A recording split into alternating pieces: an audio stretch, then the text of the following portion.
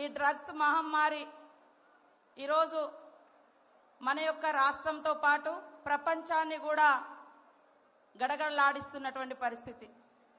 దానికి బానిసై ఎన్నో కుటుంబాలు చితికిపోయి సమాజంలో గౌరవం లేకుండా బతుకుతున్నటువంటి వాళ్ళ సిచ్యువేషన్ అత్యంత దారుణం. ఈరోజు డ్రగ్స్ గంజాయి తీసుకున్న క్షణంలో కొంతమందికి ఉత్సాహం రావచ్చు, ఆటపాటల్లాగా ఉండొచ్చు, కానీ అనంతరం దానికి బానిస అయితే సమాజంలో తలెత్తుకొని బ్రతికే అటువంటి పరిస్థితి ఈరోజు దానికి అడిక్ట్ అయినటువంటి చిన్నారులకు కానీ పెద్దలకు కానీ అవకాశం లేదు.